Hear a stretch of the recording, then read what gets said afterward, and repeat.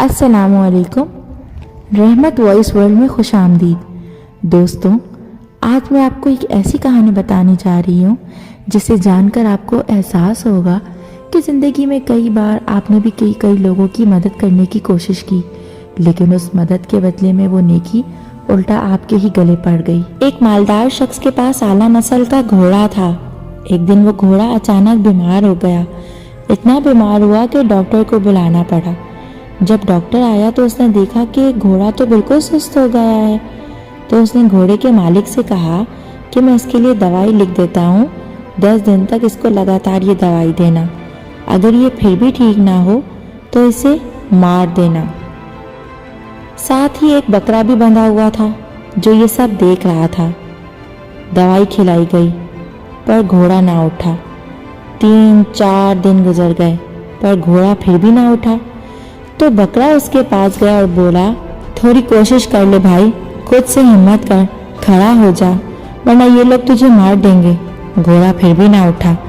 बकरा डेली उसके पास जाता और बोलता, हिम्मत करके उठ जा, नहीं तो ये लोग तुझे मार देंगे।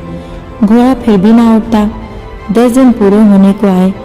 बकरा फिर घोड़े के पास गया और कहा, भाई हिम्मत कर, उठ जा, अगर तू ना उठा तो ये लोग ये बात याद नहीं रखेंगे कि तूने माजी में इन्हें कितना फायदा पहुंचाया था।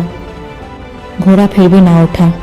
तो घोड़े का मालिक जहर लेने बाजार चला गया।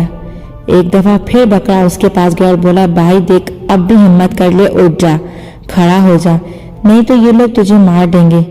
तो घोड़े में थोड़ी सी हिम्मत आ गई और वो उठ के खड़ा हो गया और थोड़ी ही देर बाद वो चलने लग गया। मालिक जब बाजार से लौटा तो उसने देखा घोड़ा तो गार्डन में दौड़ रहा है। तो बस ये देखकर उसकी खुशी की इंतहा न रही और वो जोर से चिल्लाया और अपने साथियों से बोला, आज रात बकरे की दावत है। देखा आपने, जो बकरा रोज घोड़े के पास जाता था और कहता था कि तू उठ जा, अगर तू ना उठा तो ये लोग तुझे मार देंगे, उसे क्या मालूम था कि जब ये घोड़ा खड़ा हो जाएगा तो इस घोड़े की सेहतयाबी की खुशी में इस बकरे को ही कुर्बानी देनी पड़ेगी। लोग दावत के तौर पर इसे ही खा जाएंगे।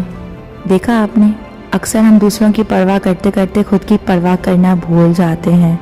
ये नहीं सोचते कि किसी की भलाई करना हमारे गले भी आ सकता है। इसलिए ज़िंदगी में दूसरों को फ़ायदा ज़रूर पहुंचाएं, लेकिन उस फ़ायदे में खुद को फरामोश मत करें।